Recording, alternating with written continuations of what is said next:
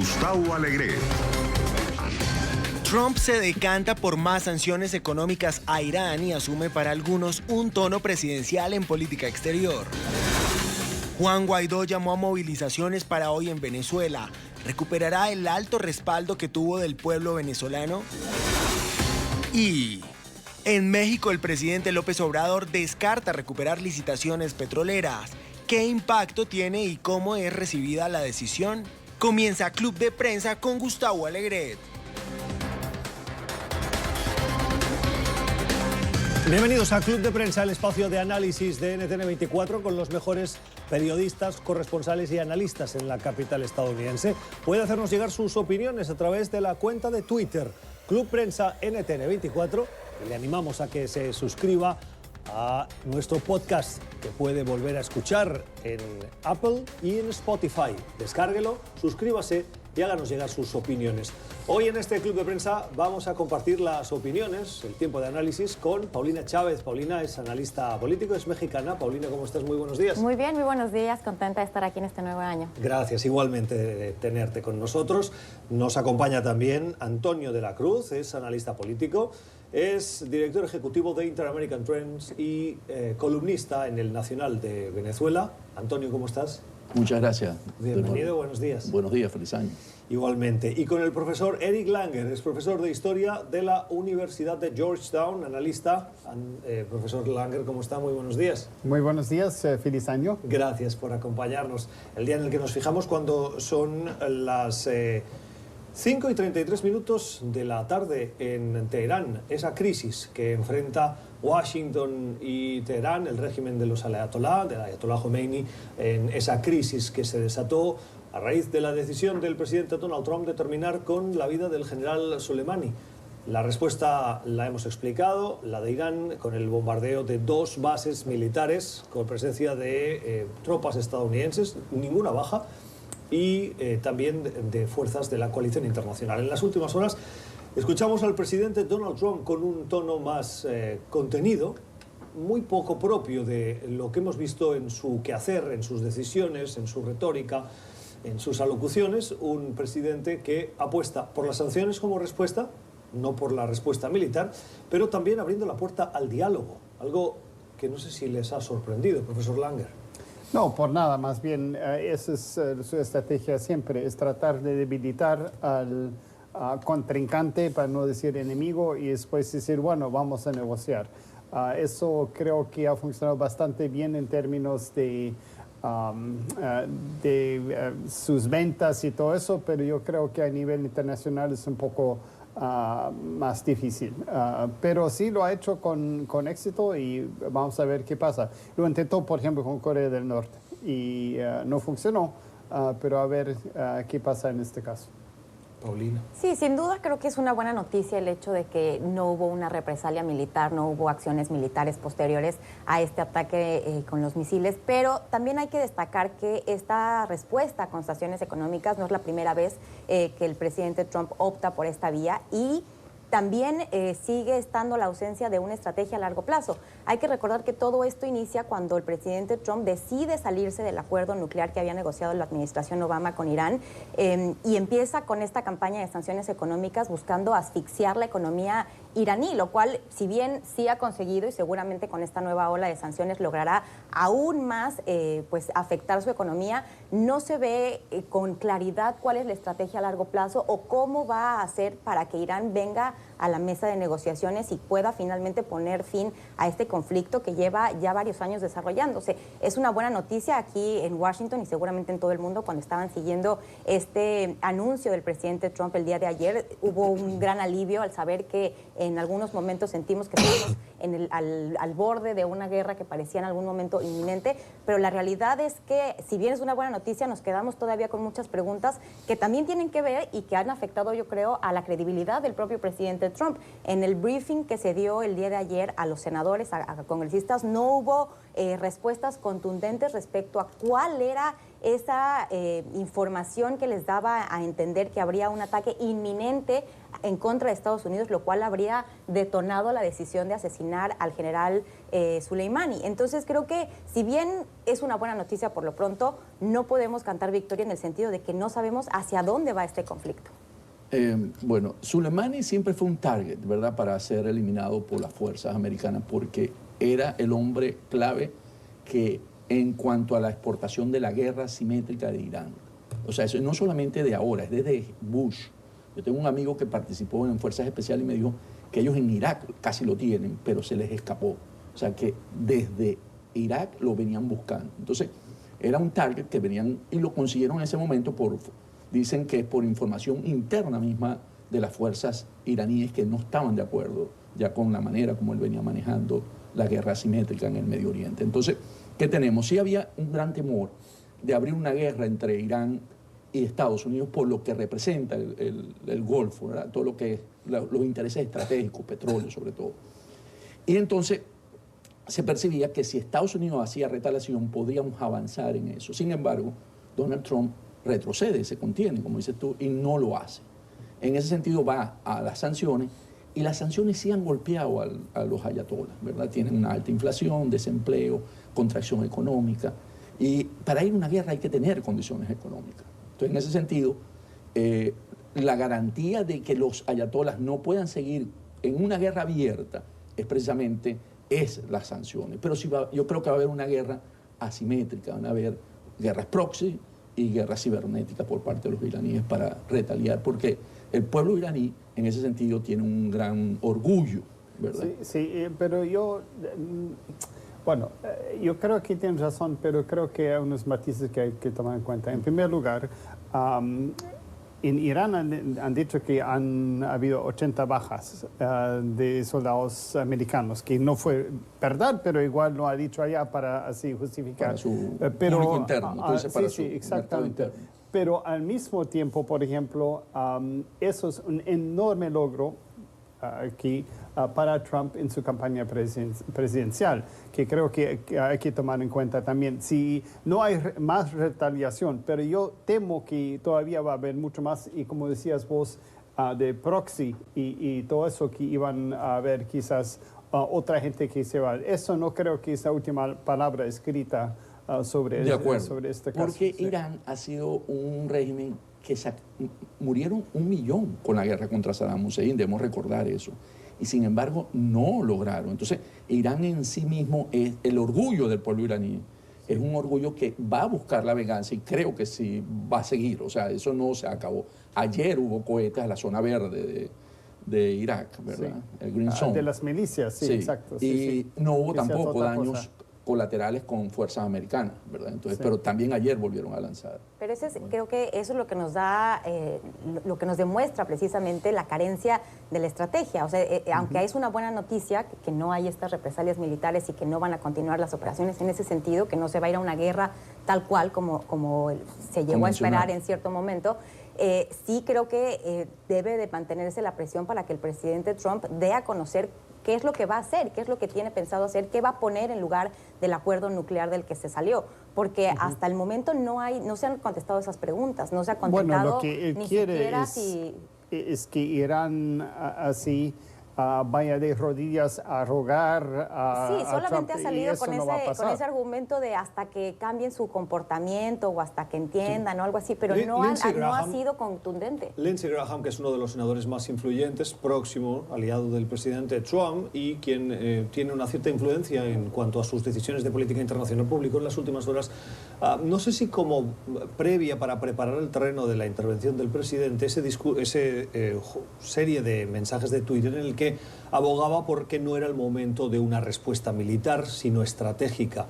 Decía, hay que aplicar máxima presión y hay que conseguir y tener claros los objetivos, como invitando a la administración a tener una estrategia clara y pidiéndole que se contuviese en esa respuesta para evitar una guerra. Y entre los objetivos citaba 2. Uno, el de evitar que Irán continúe siendo el país que sponsoriza, apoya actividades terroristas en el exterior, lo mencionabas tú, Antonio, y el segundo, terminar con su programa nuclear. No solo dejar de avanzar, sino que tenía que desmantelar lo avanzado. Esto me trae a colación un sondeo que ha publicado el Pew Research Center en las últimas horas, que pone de manifiesto cómo una mayoría de países del mundo ven con muy poca claridad que el presidente Trump, uno, haya decidido salirse de ese acuerdo nuclear y dos, tenga una estrategia. Contrasta un poco con la opinión de los estadounidenses, que por un lado sí hay una mayoría que apoyan la decisión de acabar con la vida de Soleimani, pero que una mayoría también cree que el presidente no tiene estrategia. Y ahí coincide lo que piensan los estadounidenses con lo que piensa la mayoría de países, 33 países encuestados. El prestigio de Estados Unidos en ese sentido y esa falta o carencia de estrategia del presidente contribuye a la imagen del liderazgo estadounidense. Sí, recordemos que esta encuesta fue antes del atentado contra el general Soleimani, ¿no? Fue anterior a eso. Pero sí tiene que ver cuando él se sale del tratado, ¿verdad?, de armas nucleares, que no lo respalda. Y en ese sentido Trump es rechazado, ¿verdad?, por una gran mayoría del mundo, pero también es aceptado, ¿verdad?, por Polonia, con una gran alto, si uno ve la encuesta, por Filipinas. Tiene también unos países que sí, pero los países democráticos, ¿verdad?, los pueblos de países democráticos lo rechazan como tal, porque ha sido un presidente que no está con el medio ambiente, no respeta las relaciones con la OTAN. Entonces, en ese sentido, tiene una personalidad muy propia y eso realmente es rechazado. Creo que en ese sentido, si nos vamos a estos países, la política del presidente Trump no es bien vista. No, y creo que a nadie le puede causar sorpresa porque el presidente Trump se ha dedicado a abrirse frentes por todas partes y particularmente con quienes tradicionalmente son sus aliados. Con Trudeau, con Francia, con Angela Merkel, con la Unión Europea, con la OTAN, como tú bien decías. Angela Merkel sale muy bien en esa encuesta, muy bien. Pero, y creo que, y con México, pues ni se diga, ¿no? Creo que el 89% de los encuestados en México claramente no confían en Trump después de cómo nos ha tratado. Pero creo que no puede causar sorpresa porque también creo que es muy consistente esta actuación del presidente Trump en el cual evidentemente en todas las decisiones pareciera que son producto de un impulso, pareciera que son producto de una ocurrencia efectivamente únicamente con la consideración de la campaña electoral. Por eso es que genera cierta preocupación porque si bien ahora pues no habrá la guerra, sí queda ahí la tentación de que siga capitalizando esta apariencia de que abatió al enemigo y que se posiciona como un presidente fuerte. Esto, y ahora le doy la palabra al profesor, coincide con el Consejo de Seguridad de Naciones Unidas hoy en Nueva York. Horas antes de la administración estadounidense ha comunicado la decisión de acabar con la vida de Soleimani y lo ha hecho poniendo sobre la mesa dos argumentos. Uno, lo hizo en defensa propia y dos, ha dicho que se reserva el derecho de tomar acciones futuras en caso de que lo estime oportuno. Aquí donde queda el derecho internacional. Sí, bueno, ese es justamente el problema y que hasta el canciller de Irán lo dijo, es que parece que el derecho internacional funciona para todos excepto para Estados Unidos, porque hace lo que quiere y hasta cierto punto, lamento decir, yo soy paisano aquí de Estados Unidos, que sí, es verdad, que el derecho internacional para los demás y los fuertes hacen lo que quieren.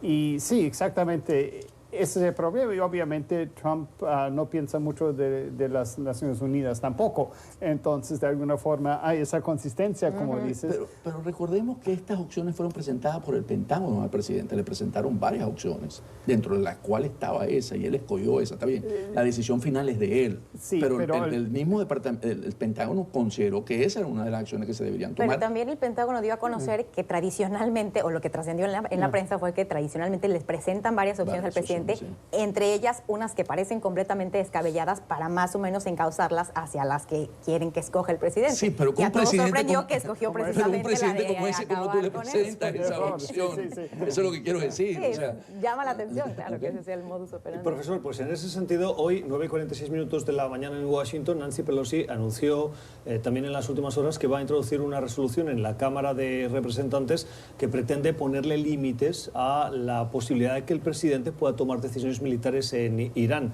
o contra Irán para que para forzar lo que en el fondo dice la Constitución, y es que la autorización de que Estados Unidos vaya a una guerra no la puede tener el presidente sino el Congreso. Lógicamente esa resolución es, si me permiten un poco, papel mojado, que forma parte de la retórica política que estamos viendo estos días, con las críticas al presidente por determinadas decisiones que adopta. Pero, y lo digo porque de la Cámara va a ir al Senado y en el Senado no tiene los votos, ¿no? Pero ¿es relevante, es significativo esto en el sentido del cumplimiento de la ley, la división de poderes, el respeto a la Constitución en Estados Unidos? Bueno, va a demostrar que la Constitución ya no funciona como debería, y eso es que no hay igualdad de poderes ahora entre la parte legislativa con la ejecutiva. No es así. Pero sí creo que es importante tener ese debate, y más bien, yo más bien soy orgulloso que mi senador, que es Tim Kaine, ha sido muy importante en tratar de justamente volver a decir que el Congreso es el que tiene que tomar esas decisiones, no el presidente, y lo ha dicho consistentemente, no con Trump, sino ya con Obama, y creo con Bush empezó eso, y creo que sería muy importante hacerlo. El problema es que la tecnología no es la misma que el siglo XVIII, porque cuando hicieron la Constitución, bueno, podían tomar unas semanas, unos meses para después contestar y todo eso, y ahora ya todo va a velocidad cibernética, que es muy diferente. En ese sentido, ¿no? el presidente Trump, yo le dije, yo le participé a través del Twitter. O sea, yo dije que estábamos en Twitter. Exacto, sí. O sea, él considera que el Twitter es la manera como él le informa. Puede notificar a la prensa a través de esa es su forma, en realidad, de hacerlo. De comunicarse con el Congreso. Sí, exacto. Bueno, pero aquí también vale la pena mantener la atención puesta en lo que ocurrió en la Cámara de Representantes, no solamente porque es el presidente que quieren dejar, que quede para el futuro, que el Congreso debe de tener voz también en este tipo de debates, pero también porque si bien irá al Senado y tradicionalmente los asuntos que van en contra del presidente mueren ahí por la mayoría republicana, ayer sí a mí me llamó mucho la atención que estos senadores republicanos como Mike Lee, como Rand Paul, que tradicionalmente son muy fieles al presidente, fueron muy vocales al decir que la explicación que les dieron los funcionarios de la administración que se reunieron con ellos para darles información sobre el tema del ataque y el asesinato del general Soleimani fue el peor briefing de la historia. Así lo calificó el senador Mike Lee, que dijo que al menos en los 9 años que lleva en el Senado nunca había tenido un reporte por parte de los funcionarios. Esos titulares hoy en todos los medios de comunicación. Claro, porque llama la atención, y él incluso dijo que apoyaría la resolución de llegar al Senado. Pero sorprende, porque en esa misma reunión también participó, por ejemplo, Marco Rubio, que a la sazón es uno de los máximos representantes republicanos en el Comité de Relaciones Exteriores del Senado, y dijo que había sido un excelente briefing. O sea, dos senadores del mismo partido que participan en el mismo briefing, uno dice el peor de la historia que yo recuerdo, de los 9 años, y el otro un excelente briefing. Ya no sabemos a quién creer. Y sobre todo, pero también hay que sumarlo a las voces de los demócratas, ¿no? Que igualmente dicen que no se respondieron las preguntas concretas. ¿Dónde está la evidencia de ese ataque inminente contra Estados Unidos? Esto es Club de Prensa, hoy con Paulina Chávez, con el profesor Eric Langer y con Antonio de la Cruz. Vamos a una primera pausa. Recuerde que puede suscribirse a nuestro podcast en Apple y en Spotify. Ya regresamos. 5 minutos y las 11 de la mañana en Caracas, Venezuela, donde Juan Guaidó, considerado presidente encargado de Venezuela y también reelecto como presidente de la Asamblea Nacional, así lo han reconocido una mayoría de países de América Latina y Europa, frente a el disputado o la disputada presidencia que intenta liderar Luis Parra, un miembro de la oposición que parece alineado con el chavismo. Decía Juan Guaidó que ha hecho un nuevo llamado a la movilización de los venezolanos que están en pie de lucha, continúan en esa batalla para recuperar la calidad democrática de su país. Movilizaciones que tienen que producirse hoy, mañana y el sábado, ha dicho Guaidó, pero, Antonio, falta una cierta concreción. Lo que vemos es que hay como una voluntad de resistencia, pero que no hay concreción en el camino a seguir. ¿O no tienes esa sensación? Sí, después de los eventos del domingo y del martes, en la que realmente Guaidó logra mostrar otra vez un liderazgo, porque logra que las fuerzas opositoras estén alrededor de él, ¿verdad? Los 110 diputados, los 100 diputados que lo sostienen, ¿verdad? En ese sentido le dan una gran solidez, de 112 que salieron electos y de 167, que es el conjunto de todos los diputados de la Asamblea.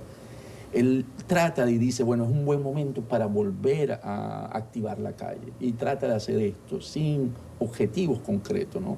Porque sí, es cierto que es un buen momento para el Guaidó y las fuerzas democráticas en Venezuela. Fue como sorpresivo. Entonces, el salir con marchas hoy, mañana y pasado, después de diciembre, ¿verdad? Que fue un momento en que la población logró un cierto bienestar porque le regalaron un medio petro, que es una moneda, criptomoneda que tiene el gobierno. No es fácil sacarlo de esa zona que hemos visto. Tú has argumentado en un artículo que se publica en El Nacional hoy precisamente, que dice que Juan Guaidó ganó ese round, lo titulas así. Guaidó ganó el round del 5E, 5 de enero. Sí, lo gana porque él logra, o sea, hay una confrontación entre el régimen de Maduro y Guaidó que no lo deja entrar, ¿verdad?, al día. En Venezuela, la Asamblea Nacional se constituye el 5 de enero a las 11 de la mañana por la Constitución. Entonces, ¿qué hicieron? Al acordonar con Fuerzas Armadas, es el Palacio, ¿verdad?, legislativo.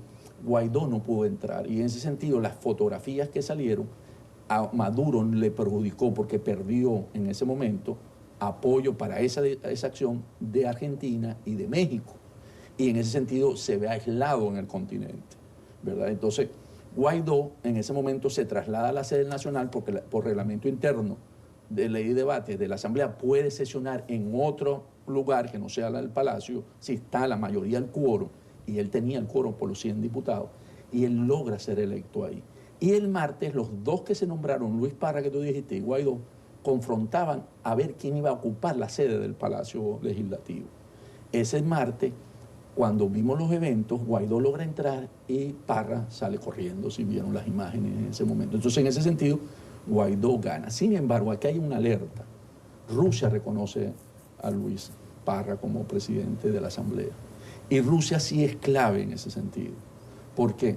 Porque para mí la caída de Evo Morales no es solamente porque él cometió un fraude electoral, sino porque Rusia reconoce a Yanina Áñez como presidenta encargada.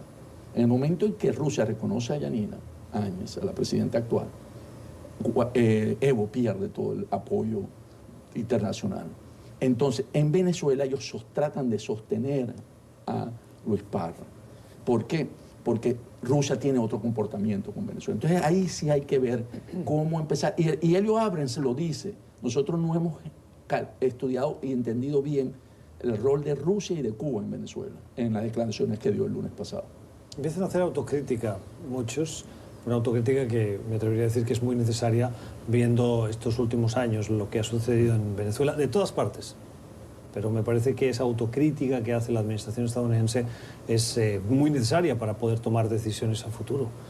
Profesor. Sí, bueno, para volver al tema de Rusia, yo creo que hay dos actores fuera de Estados Unidos, es China también.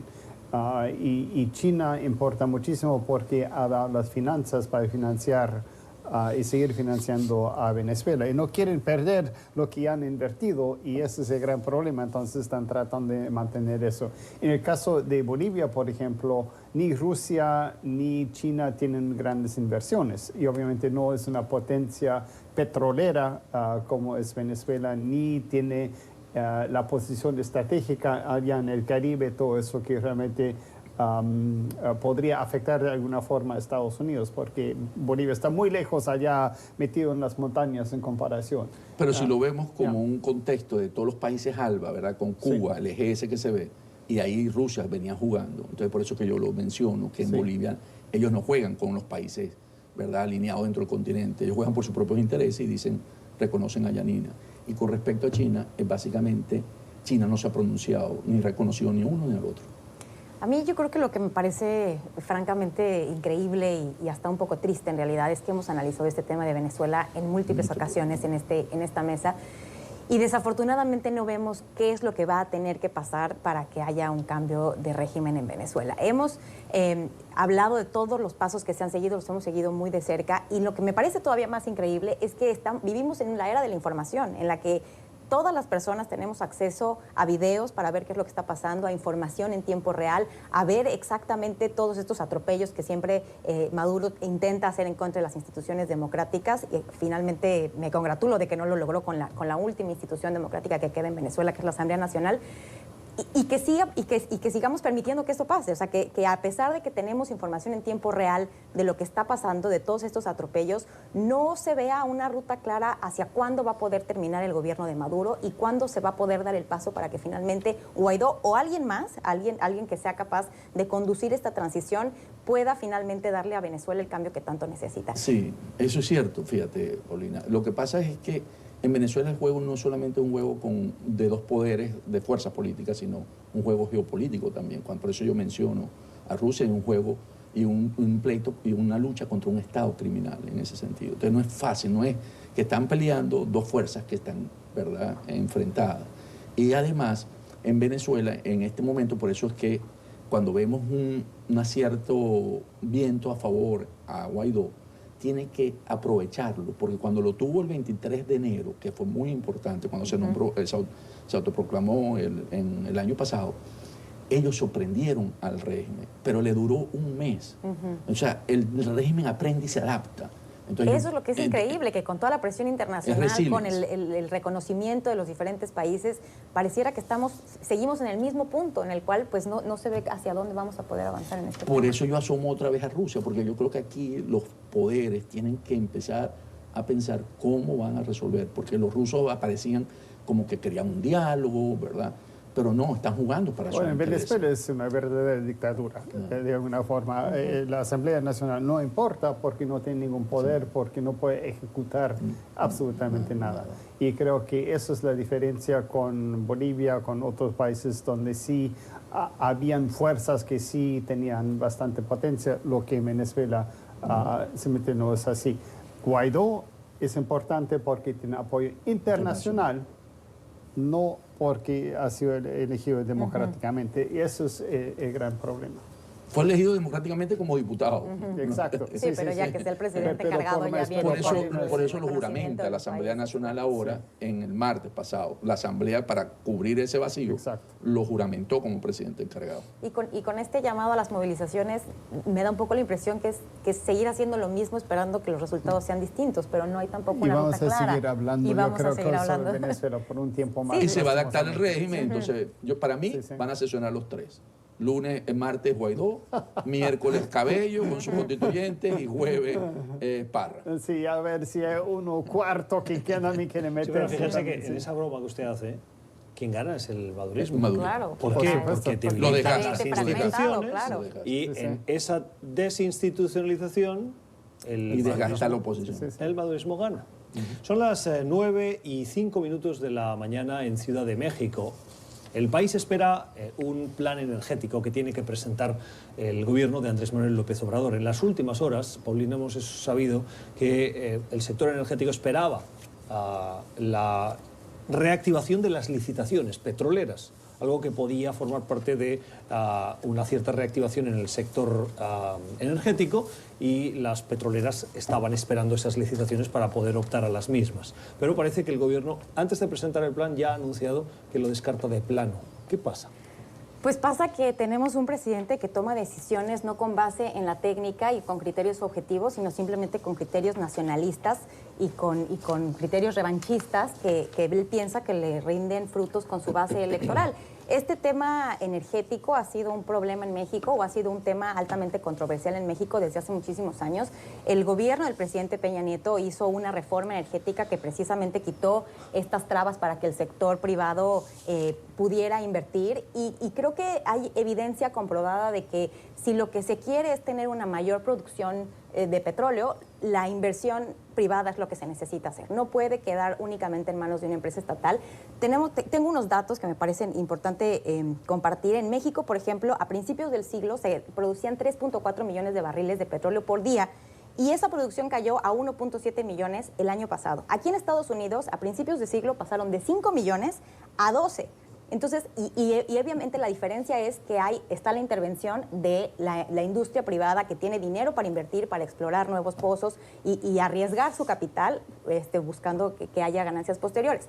Entonces, creo que el hecho de cerrar la producción o la participación a la industria privada es muy desafortunado, es una decisión equivocada, que además pone a México nuevamente en una posición muy comprometida porque evidencia que no hay certidumbre para la inversión, evidencia que si bien en algún momento se puede abrir estos contratos a diferentes industrias, puede venir el gobierno a simplemente retractarse y decir, pues ya no quiero que haya industria privada, quiero que esto sea algo que caiga exclusivamente en manos del Estado. La industria estatal en México, de Petróleos Mexicanos, Pemex, está completamente rebasado, está prácticamente en quiebra. Así que sin lugar a duda creo que es una decisión equivocada que refleja una falta de conocimiento del presidente. Bueno, me parece históricamente López Obrador está volviendo a los años 30 de alguna forma, ¿no? Sí, claro. Con Cárdenas. Y que quiere construir su refinería.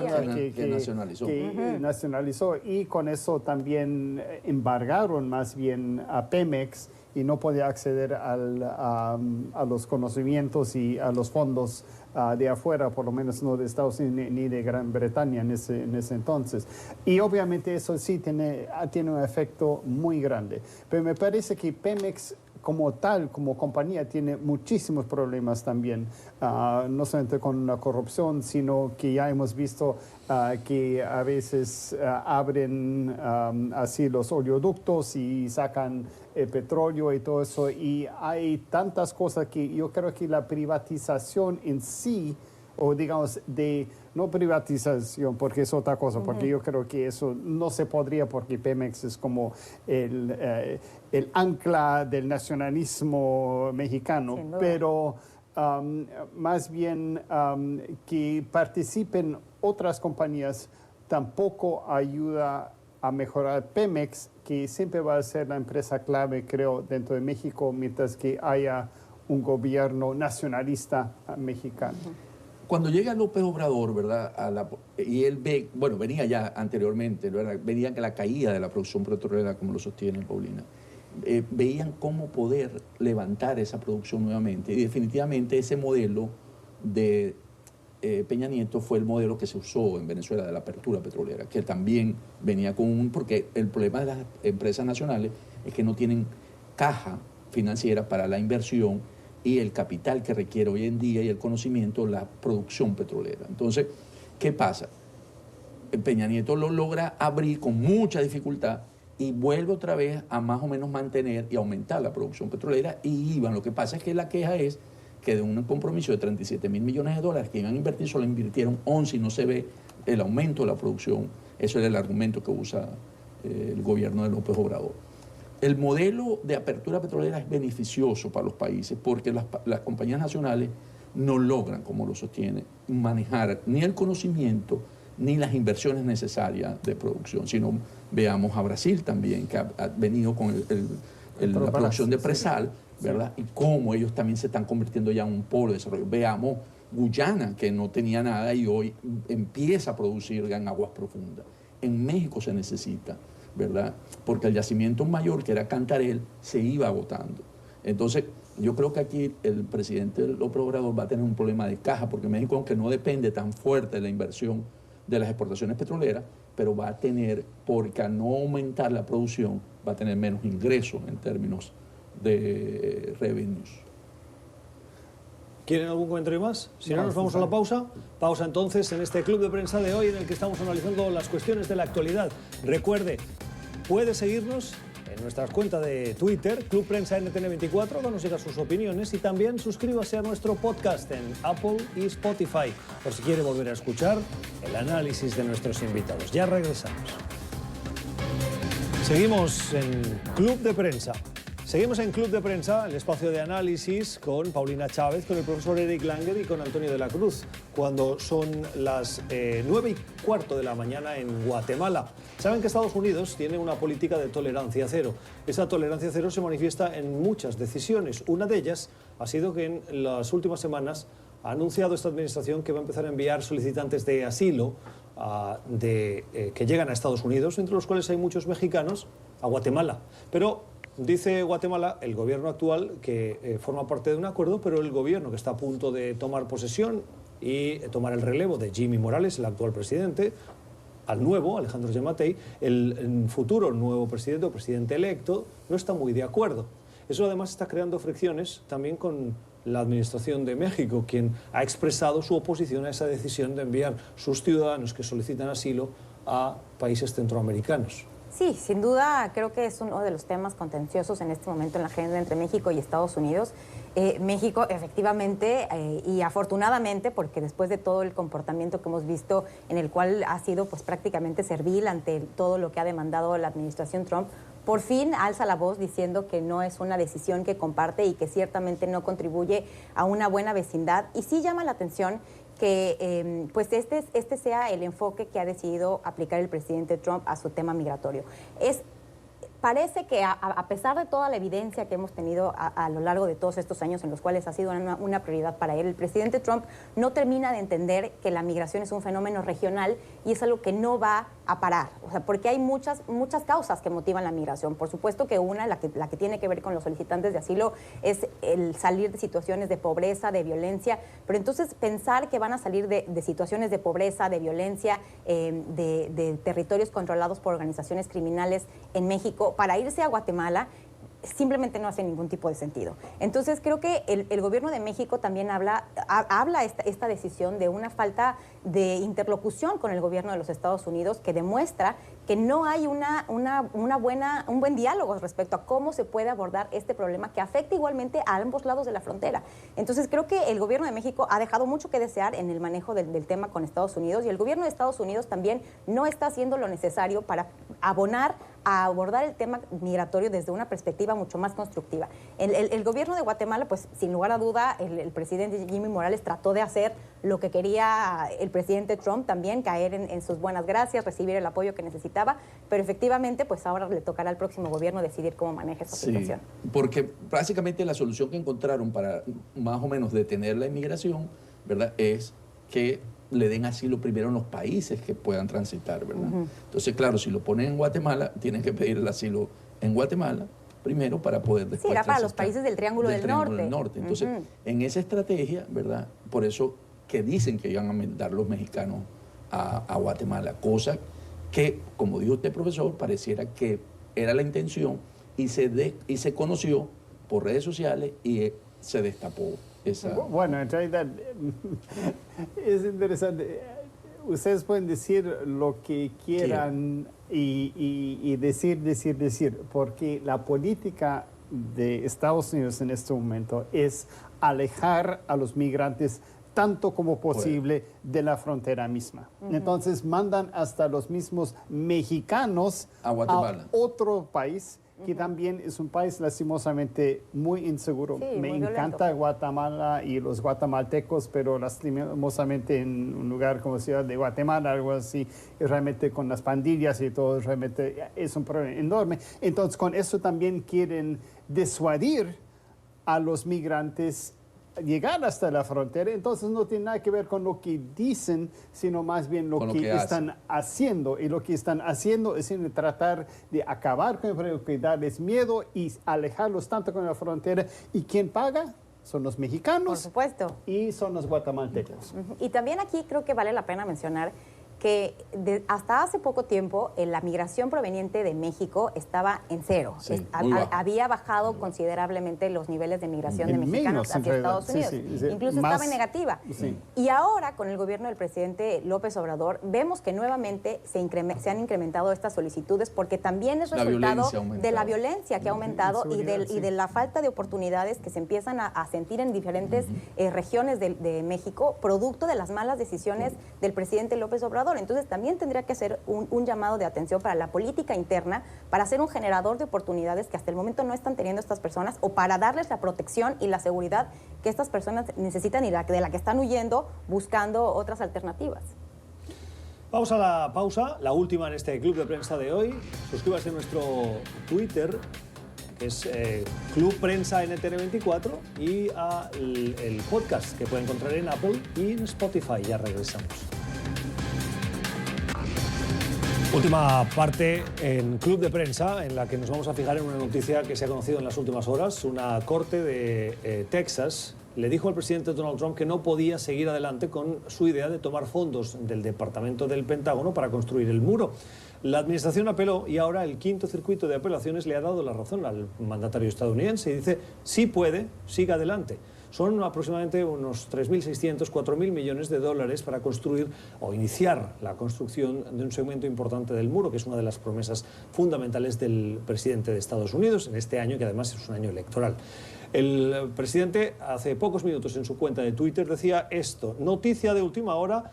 En inglés, el Tribunal de Apelaciones del Quinto Circuito acaba de revocar una decisión de un tribunal de primera instancia y nos da el visto bueno para construir una de las secciones más grandes del muro de la frontera sur, 4.000 millones de dólares. Y dice, todo el muro está en construcción o se está preparando para comenzar. Profesor.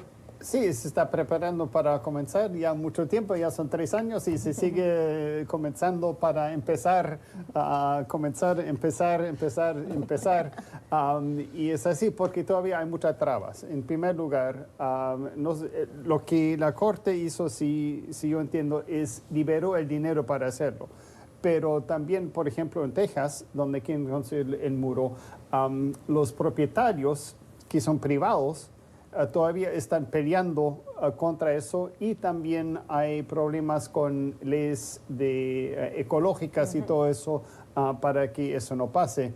Entonces, es en realidad un show para Trump y obviamente él necesita esto porque él quiere cumplir con su promesa y así ganar la reelección. Pero claro, eso es interesante el punto que toca. Las tierras de la zona fronteriza son de terratenientes. Sí, de privados. Claro, son privados. En Estados Unidos la propiedad privada es sagrada. Sí.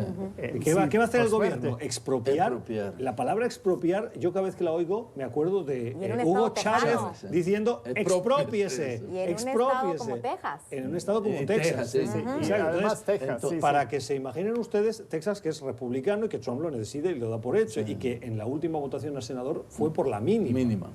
Sí, bueno, tenemos que entender que estamos en el año electoral 2020 y él necesita todo esto para seguir creando su narrativa de que él cumple con lo comprometido y de los inmigrantes. Entonces, básicamente, y recordemos que también es dinero del Ministerio de la Defensa, sí, que el Senado, el Congreso, perdón, le había dicho que no debería usar las partidas, ¿verdad? Sí. Que fue básicamente... Entonces, él básicamente sigue con su campaña electoral. Sí, simplemente creo que este es uno de los mejores ejemplos en el sentido de que con el presidente Trump no importa lo que hace, sino importa lo que parece que hace, ¿no? Y con el tema del muro, esta es la realidad. Únicamente le quiere decir a su base, este tuit, ese es el destinatario principal, decirles algo para que ellos piensen que efectivamente se está haciendo cuando ya sabemos que el muro, en primer lugar, buena parte ya está construido. Él no ha logrado construir nada, únicamente ha renovado algunas de las rejas. Hay unas 90 millas de construcción nueva. Unas 140 kilómetros. Ahí sí que se le da la razón, pero claro, es mínimo respecto de la promesa. Y sus mayores acciones han sido enfocadas en renovar partes del muro que ya llevan ahí años. Entonces creo que simplemente no hay que perder de vista eso. Efectivamente es un año electoral en el cual pues su principal prioridad será decirle a sus electores lo que quiere escuchar, aun y cuando sabemos que en primer lugar un muro no resuelve el tema migratorio, no le va a dar mayor seguridad a la frontera, no va a impactar significativamente en nada de la dinámica migratoria. Y por otra parte, pues habría un mejor destino para todos esos fondos y creo que eso es lo que el Congreso y las Cortes han estado tratando de decir. Brevemente, profesor. Sí, sigue la presidencia como show. La presidencia como show, sí. El otro día escuchaba a un analista que decía, este es un año electoral, y le decían, el muro no está construido, le pasará factura al presidente, y el analista hacía una lectura interesante. Todo lo contrario. La gente que votó a Trump continúa siendo fiel a Trump. Y el hecho de que el muro no esté construido les sigue interpelando a votar a Trump para concluir por lo que votaron, porque eso sí, Trump lo prometió. Y lo que quieren es que se cumpla. Por lo tanto, eso al presidente de Estados Unidos en su reelección no le va tan mal, a pesar de que algunos pudieran analizar lo contrario. Hasta aquí nuestro club de prensa de hoy con los análisis, con los puntos de vista de Paulina Chávez, del profesor Eric Langer y de Antonio de la Cruz. Gracias a ustedes por acompañarnos. Suscríbanse a nuestro podcast en Apple y Spotify y háganos llegar sus opiniones en la cuenta de Twitter. Ahí la tienen, Club Prensa NTN 24. Que tengan una feliz jornada.